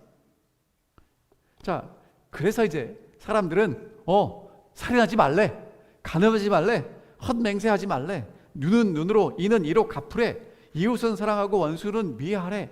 그러니까 이게 무슨 뜻인지 모르고 이제 그것만 지키면 되는 거예요. 이제 그렇게 변질됐단 말입니다. 근데 여러분, 모세가 시내산에서 하나님께 율법을 받고 내려와서 이렇게 얘기했어요. 이스라엘아, 내 하나님 여호와께서 내가 요구하시는 게 뭔지 알아? 여러분, 하나님이 이스라엘 백성들에게 요구하신 게 뭐예요? 뭘 지키래요? 율법을 지키라는 건 나중에 나와요. 그 앞에 뭐가 나오냐면 내 하나님 여호와를 경외하고 그 모든 도를 행하고 그를 사랑하여 마음을 다하고 성품을 다하여 내 하나님 여호와를 섬기고. 핵심이 뭐예요? 하나님을 사랑하고 하나님을 경외하라는 거예요. 그래서 내가 오늘날 내 행복을 위하여 내게 명한 여호와의 명령과 규례를 지키라. 그렇게 말씀하시는 겁니다. 그러니까 모세는 알았어요. 하나님이 이걸 왜 주셨다는 걸 알았어요. 왜 주셨어요? 하나님을 사랑하고 경외하도록 하기 위해서 주셨다는 걸 알았는데 뭐는 빠졌어요? 하나님을 경외하고 사랑하는 건 빠지고 뭐만 남았어요? 율법만 남은 거예요. 자, 그래가지고 예수님이 야, 너희가 들었지? 랍비들이 해석해 주는 거 들었지? 근데 내가 직접 얘기할 거야. 여러분, 이런 걸 우리는 뭐라고 얘기하냐면 저자직강이라고 합니다. 저자직강이 뭔지 아십니까? 책을 기록한 사람이 직접 가르쳐 줘야 돼요. 여러분, 김춘수라는 시인이 꽃이라는 시를 기록한 거 아시죠? 내게 와서 의미가 되었다, 뭐 이제 그런 시를 기록했는데, 이제 그 시험 문제가 한국의 학력고사 뭐 수능 시험에 나온단 말이에요. 그러면 이제 학원 선생님들이 문제를 내고 그 의미를 쫙 풀어줘요. 근데 문제는 뭐냐면 시를 지은 김춘수 시인도 모르는 의미가 거기 있어요. 시험 문제를 내다 보니까 그렇게 된단 말이에요. 그러니까 지금 그렇게 된 거예요. 이 랍비들이, 서기관들이, 바리새인들이 하나님의 율법은 이런 뜻이야라고 원 저자의 의미는 모르고 자기들 나름대로 해석을 했단 말이에요. 근데 예수님 뭐라고 말씀하시냐면 나는 너희에게 이르노니. 야, 진짜 뜻은 이거야. 그러니까 저자가 와서 직강하셨어요. 그러니까 오늘 여러분과 저도 예수님이 뭐라고 가르쳐 주셨는지를 잘 들으셔야 돼요. 자, 첫 번째, 살인하지 말라. 살인하지 말라는 걸 너희가 들었는데 예수님 뭐라고 말씀하시냐면, 여러분 이제 있는 내용을 요약하면 형제에게 노하는 자도 심판을 받게 되고 형제에게 라가 바보 그런 겁니다. 공회에 잡혀가게 되고 미련한 놈이라 하면 지옥불에 들어가게 되고. 무슨 얘기입니까? 이러다 뭐 말 한마디라도 하겠어요? 예수님이 하고 싶은 얘기가 뭐냐면 형제하고 어떻게 지내라는 거예요? 화목하게 지내라는 얘기를 하는 거예요. 그러니까 여러분 이거를 글자 그대로 읽으시면 안 돼요. 뭘 하라 하지 말라가 아니라 형제하고 화목하게 지내는 건 이렇게 사는 거야 라고 말씀하신다는 거예요. 자, 두 번째, 간음하지 말라. 간음하지 말라 했다는 것을 너희가 들었으나 나는 너에게 이르노니 음욕을 품고 여자를 보는 자마다 이미 간음했다. 여러분, 그러면서 이제 이혼 증서 준 얘기도 있고 뭐 쭉 있는데 저는 이걸 이렇게 해석을 나름대로 했습니다. 여러분, 여자를 보고 그 여자가 사람으로 보이는 게 아니라 내가 내 목적과 내 수단, 내 나를 만족시키기 위한 수단으로 변질되는 거예요. 그러니까 사람이 사람으로 보이는 게 아니라 그냥 내가 저 사람을 어떻게 하면 나한테 유용하게 써먹을까, 그렇게 생각이 되는 겁니다. 그러니까 그렇게 하지 말라는 거예요. 자, 그 다음에 헛맹세하지 말라. 여러분, 이 헛맹세 되게 재밌습니다. 헛맹세를 하지 말고 맹세한 것은 지키라. 근데 이제 마태복음 23장에 가면 이 사람들이 무슨 얘기를 하냐면 바리새인들이 이렇게 얘기를 해요. 성전으로 맹세하면 안 지켜도 되는데 성전에 있는 금을 향해서 맹세하면 지켜야 된대요. 이게 완전히. 근데 여러분, 맹세를 왜 하냐면 이렇게 얘기합니다. 우리 말을 실현시키기 위하여 우리가 권리를 가진 것처럼 하기 위해서 맹세한다는 거예요. 맹세를 왜 하냐면 내 말에 힘이 있다라는 것을 강조하기 위해서 맹세를 하죠. 근데 그렇게 하지 말라는 거예요. 옳은 것은 옳고 아닌 것은 아니라고 얘기하면 된다고 말씀하십니다. 자, 그 다음에 눈은 눈으로 이는 이로 갚으라고 말씀하시는데, 여러분 무슨 얘기입니까? 받은 만큼 돌려주라는 거죠.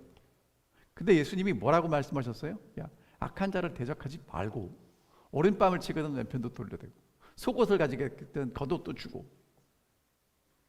자, 여러분 생각해 보세요.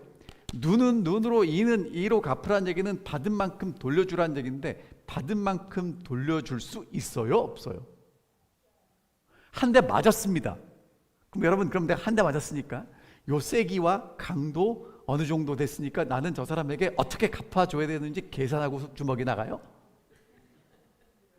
예? 그런 사람은 제가 거의 못 봤어요.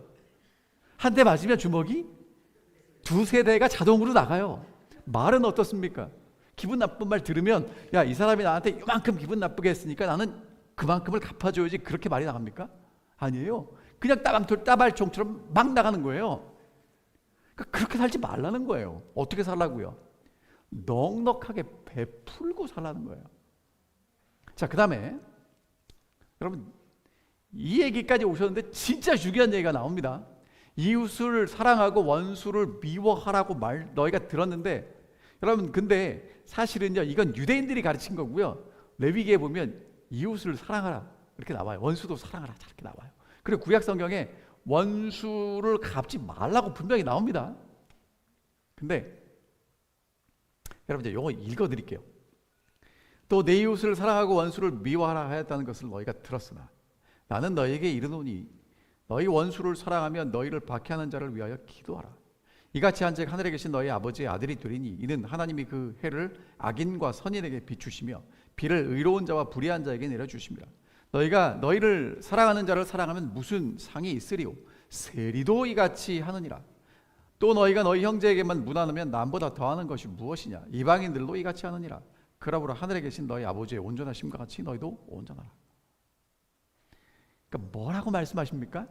야, 이웃은 사랑하고 원수는 미워하라고 들었는데 예수님은 제자들에게 뭐라고 말씀하시냐면 하나님의 아들로 살아가라고 말씀하시는 것입니다. 전혀 다른 차원의 말씀을 하시는 거예요. 여러분, 다시 아까 읽은 말씀으로 돌아갑니다. 모세가 율법을 하나님께 받아서 이스라엘 백성들에게 전달하면서 뭐라고 그랬어요? 야, 하나님이 요구하시는 게 뭐다? 하나님을 경외하고 하나님을 사랑하는 거다. 그래서 하나님이 하나님을 경외하고 사랑하는 것을 위해서 주신 게 뭐라는 거예요? 명령과 규례, 율법이라는 거예요. 근데 하나님을 경외하는 것과 하나님을 사랑하는 게 사라지니까 뭐만 남았어요?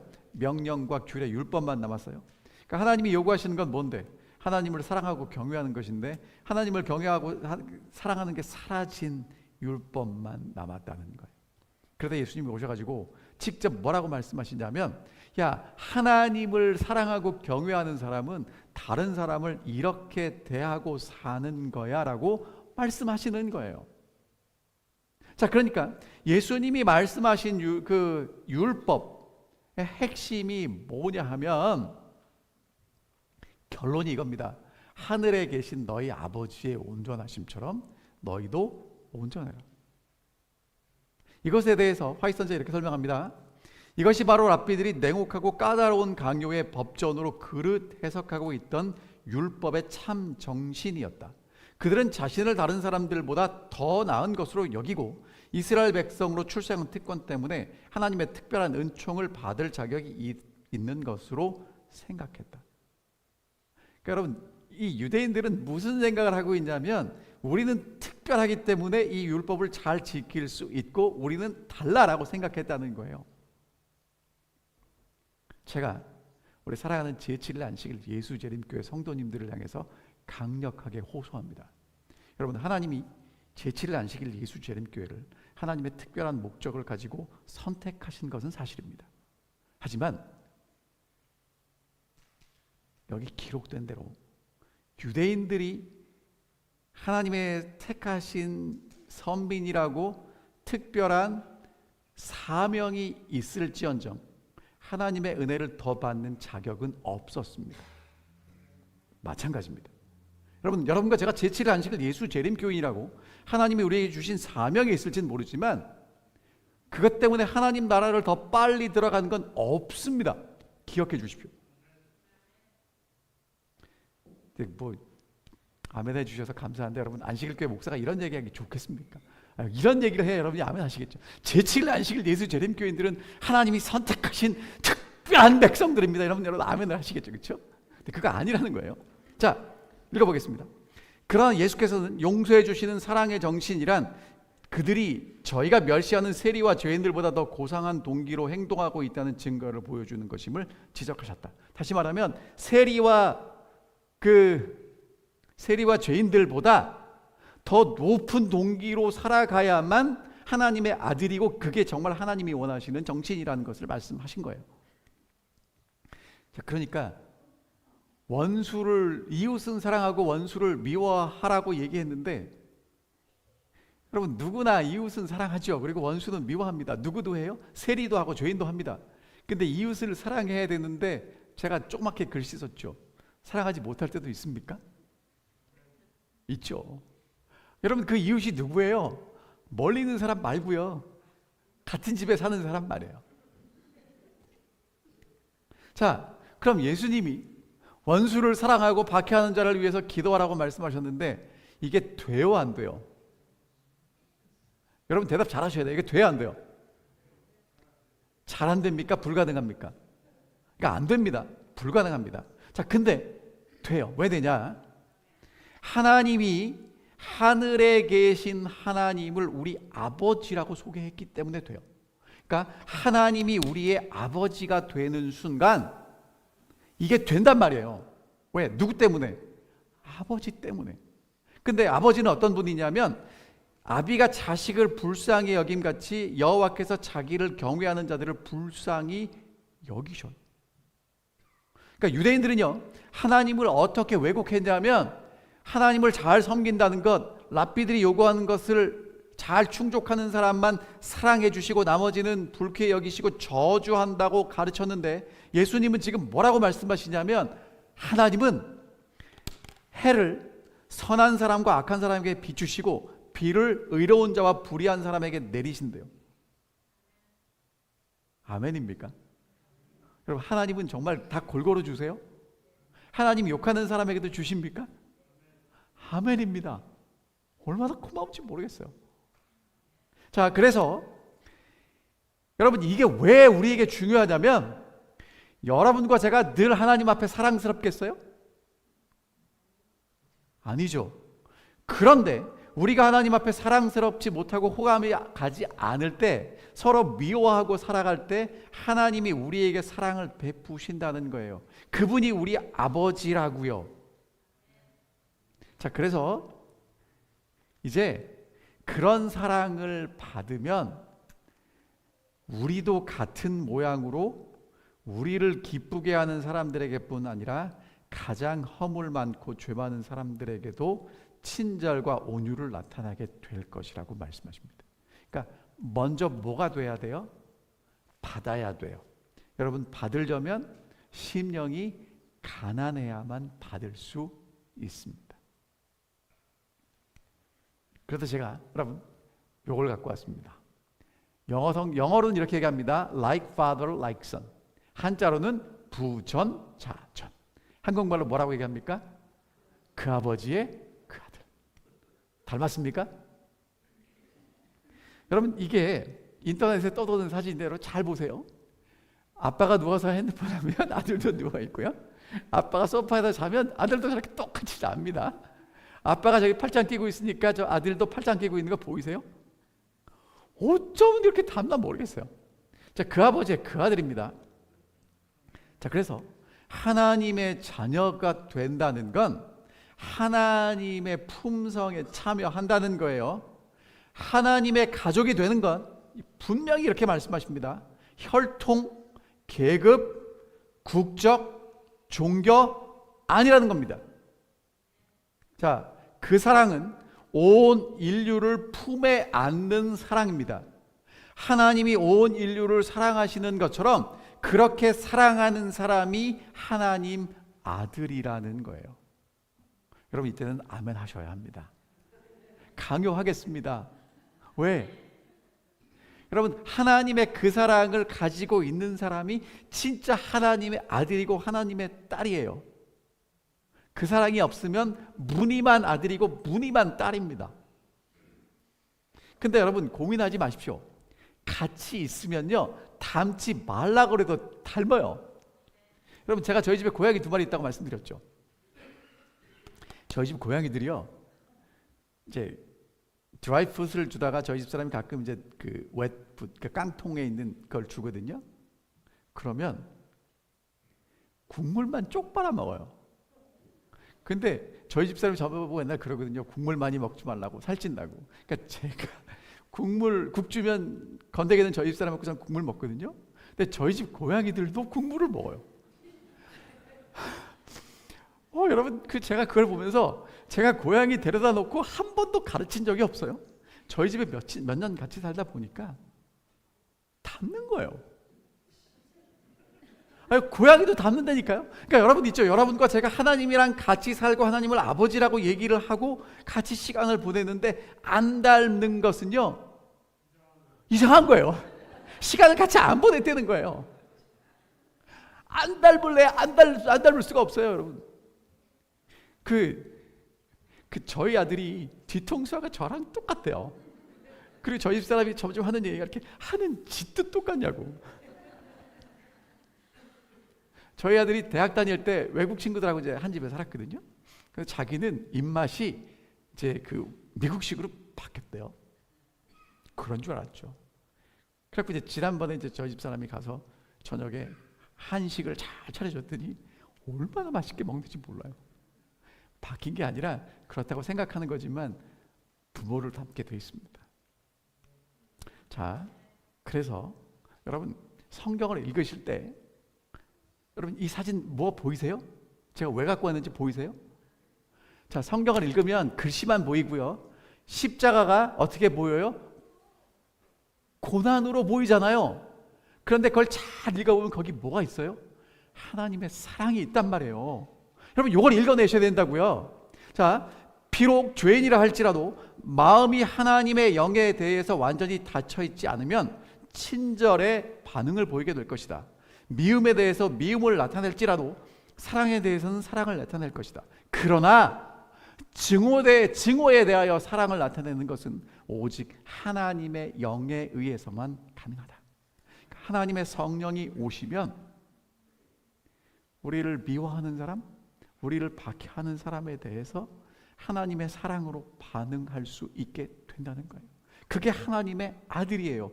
예수님이 십자가에 달려 돌아가실 때 뭐라고 하고 돌아가셨어요? 아버지, 저 사람들 용서해 주세요. 지금 자기들이 무슨 짓을 하는지 몰라서 그렇죠. 그러니까 여러분, 이런 기도가 나오는 게 진짜 하나님의 아들이라는 거예요. 자, 감사할 줄 모르는 자와 악한 자에게 친절하게 하고 보수를 전혀 바라지 않고 선을 행하는 것은 하늘 왕족, 곧 지극히 높으신 분의 자녀들이 그분의 고상한 신분을 알려주는 분명한 표이다. 여러분, 하나님의 인이 뭔지 아시겠어요?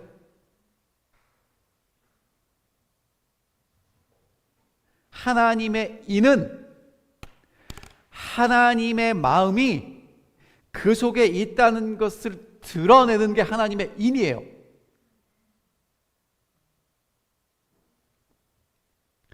제가 어렵게 말씀을 드렸나요? 다시 말씀드릴게요.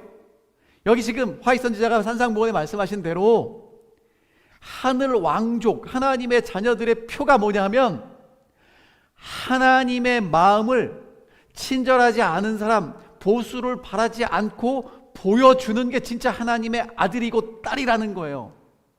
자, 그래서 여러분 요거는 제가 정리한 겁니다.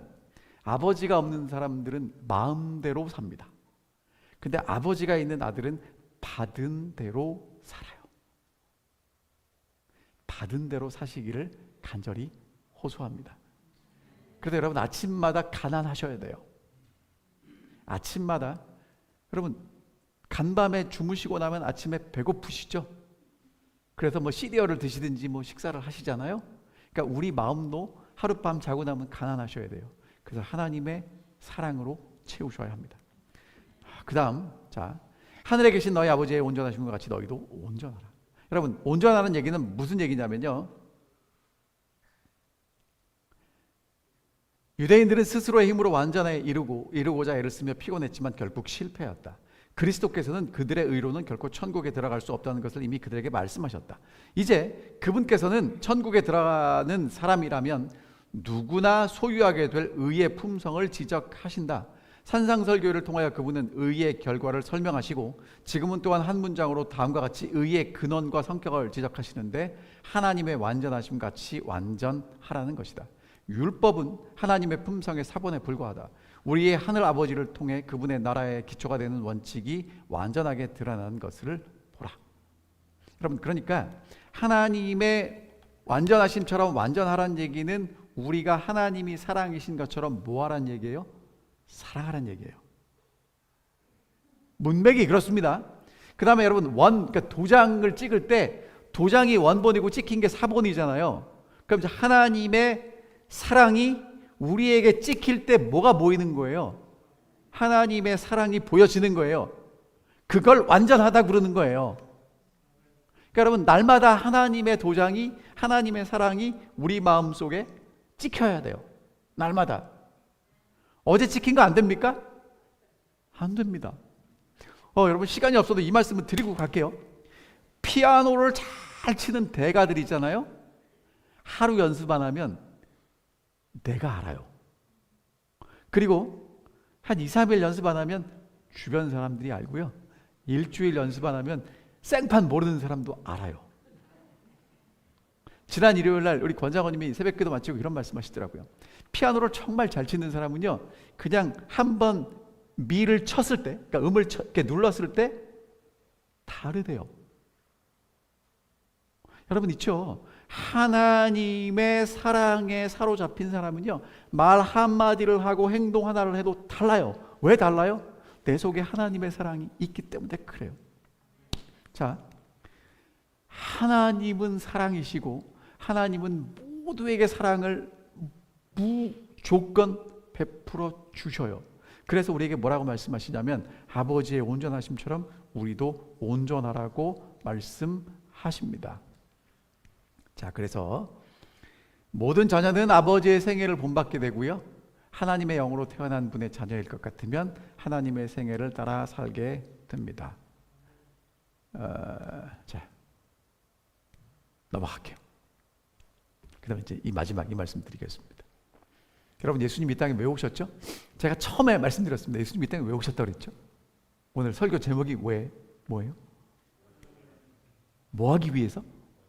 완전하게 하기 위해서 오셨어요. 그러니까 예수님은 폐하러 오신 게 아니라 완전하게 하기 위해서 오셨는데, 여러분 제가 이 말씀을 준비하다가 완전하다라는 헬라어가 히브리어로 플레로라는 단어입니다. 여러분 모르셔도 돼요. 뜻이 어떤 뜻이 있냐면 이루다, 성취하다라는 뜻이 있는데 가장 기본 의미는 채우는 거예요. 채우는 거예요. 그러니까 예수님 뭐 하러 오셨다고요? 율법의 요구를 충만하게 채우기 위해 오셨어요. 그래서 여러분 아까 제가 처음에 보여드린 이 화면 기억하세요? 기억 못하셔도 돼요. 예수님 뭐 하러 오셨다고요? 하나님이 채우시는 걸 경험해서 하나님의 사랑이, 하나님의 어떠하심이 우리에게 흘러넘치게 하셨다고요.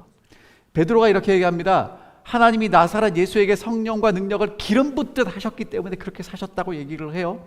사도 바울은 베드로 에베소서에서 만물을 충만케 하시는 충만함이 예수 그리스도를 통해서 충만하게 됐다는 거예요. 그럽니다. 에베소 3장에 이렇게 기도합니다. 하나님의 모든 충만하신 것으로 너희를 충만하게 하시기를 원하노라. 그러니까 예수님은 이 땅에 충만하게 하시기 위해서 오셨고 충만함을 보여주셨고, 이제 예수님이 우리에게 뭘 해주기를 원하시냐면 우리도 충만하게 해주시기를 원하신다는 거예요. 그러니까 율법과 선지자의 요구는 우리가 채우는 게 아니라 누가 채우신다고요? 하나님이 채우신다고요. 어떤 사람에게? 심령이 가난한 사람에게 하나님의 사랑을 부어주시고 경험하고 감동하게 하시는 것입니다. 그러니까 여러분 우리가 받은 만큼 사랑할 수 있어요. 하나님의 아들은요 어떤 상태냐면 하나님의 사랑이 흘러 들어와서 채워서 넘치는 상태가 하나님의 아들이고 딸입니다. 그러니까 여러분 옆에 있는 분들이 하나님의 사랑을 아는데 아직 흘러 넘치지 않으면 조금 기다려 주세요. 아직 시간이 지나가면 차 오르겠죠. 그리고 구멍이 났으면 기도하십시오. 하나님 저 구멍 좀 메꿔주세요. 그래야 차오르겠죠. 근데 여러분 구멍 나도 괜찮습니다. 어떤 속도가 더 빠르면 돼요? 나가는 속도보다 차오르는 속도가 더 빠르면 됩니다. 하나님의 사랑이 흘러넘칠 때 하나님의 나라를 상속받게 되고 그것을 하나님의 의가 충만하게 됐다라고 얘기하는 거예요. 그러니까 바리새인과 서기관들은 열심히 갔다가 채우는데 절대로 채울 수 없지만 하나님은 채우실 수 있다는 것입니다. 자, 이제 마지막 결론의 말씀을 다 같이 읽어보겠습니다. 시작. 그러므로 하늘에 계신 너희 아버지의 온전하심 같이 너희도 온전하라. 어떻게 채워진다고요? 하나님이 한없는 하나님의 사랑을 우리에게 쏟아 부으실 것입니다. 여러분, 그래서 제가 지난주에도 여러분들에게 말씀을 드렸는데 성경을 왜 읽으셔야 돼요? 읽고 시험 보고 너보다 많이 한다가 아니라 이것을 읽어서 하나님의 사랑이 내 마음속에 채워지는 일을 위해서 읽어주십시오. 한 절을 읽으셔도 되고요, 한 장을 보셔도 되고요, 너무 많이 안 보셔도 됩니다. 목적은 일독이 아니라 성경에서 하나님의 사랑이 내 마음속에 채워지는 것입니다. 여러분, 기도 왜 하세요? 주기도문 공부하신 거 기억나시죠? 하늘의 뜻이 땅에서 이루어지는 것을 위해서 기도하시는 겁니다. 하나님의 사랑이 우리 마음속에 부어지는 것을 위해서 기도하시는 겁니다.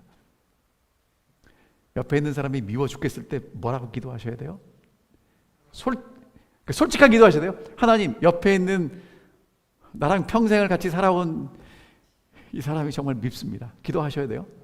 그러나 하나님의 사랑이 더 넘치면 이 사람도 용서하고 사랑할 수 있게 될 거라고 믿습니다라고 기도하시기 바랍니다. 여러분, 하나님의 사랑이 우리가 얼마나 같았으면 부족해질까요? 네? 어떤 물고기가 하나님께 기도했답니다. 하나님, 제가 하루 종일 24시간 계속해서 강물을 마시는데 강물이 다 마르면 어떡하죠? 여러분과 제가 하나님의 사랑을 아무리 갖다 써도 다 갖다 쓸 수 없습니다. 기도하십시오. 여러분, 그래서 정말 올랜도 중앙교회 성도님들을 보면 하나님의 사랑이 차고 넘치는 것을 우리가 함께 경험할 수 있게 됐으면 좋겠습니다. 자, 그래서 자꾸 길어지니까 한 말씀만 더 드리고 마칠게요. 여러분, 그럼 율법이란 뭐냐? 사랑인데, 율법을 그렇게 구체적으로 써주신 이유가 뭐냐면 하나님의 사랑이 내 속에 차고 넘쳐서 흘러간다는 것을 보여주는 지표예요. 그러니까 우리 보고 지키라고 주신 게 아니라 하나님의 사랑이 흘러넘치고 있구나를 알도록 하기 위해 주신 게 율법이에요. 여러분, 그러니까 율법 지키려고 애쓰셔도 안 됩니다. 아무도 못 지켜요. 마르틴 루터가 그거 하려고 그 성 베드로 성당 무릎으로 올라가다가 깨달은 게 뭐예요? 이거 안 되는구나. 그래서 하나님이 주시는 걸 받잖아요. 여러분, 받으셔야 돼요. 그거밖에 길이 없습니다. 그래서 올랜도 중앙교회 성도님들이 하나님께 열심히 기도할 때 하나님이 채워주시고, 그래서 우리가 받은 것을 서로 나누는 그런 하나님이 원하시는 하나님의 교회로 우리를 세워주시기를 간절히 바랍니다. 여러분, 그리고 날마다 기도하십시오. 하나님께서 분명히 하나님의 한없는 사랑을 우리에게 부어주셔서 흘러 넘치게 해주실 것입니다. 그런 은혜를 누리면서 한 주일을 살아가시게 되시기를 바라고 오늘 말씀 줄이겠습니다.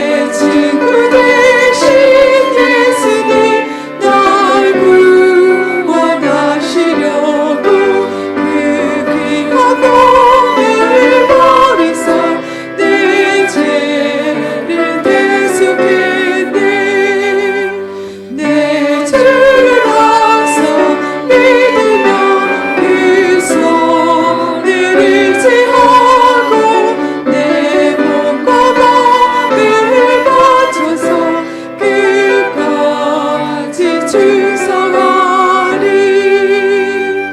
내 진실하신 친구여 그는 내 내려주사 날 항상 보호하시고 내 맘에 되옵소서 그 풍성하신 사랑을 흘리는 이 그대 소녀 날 구원하신 예수를 참 좋은 나의 친구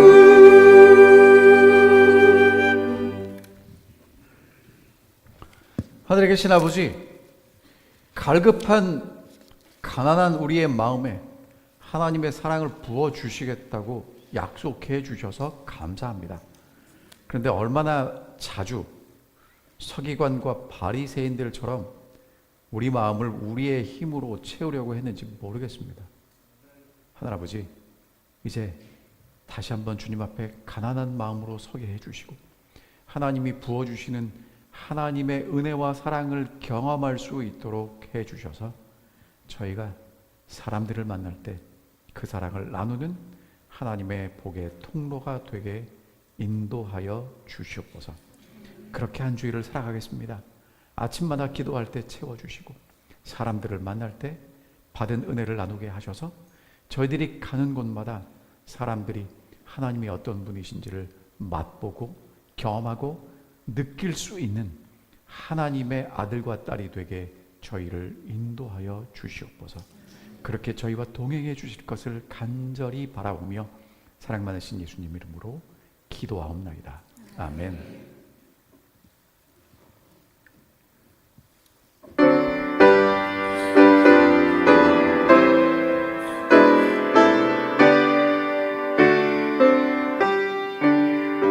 내 주님 오시리 확실히 오시리 내가 공중에서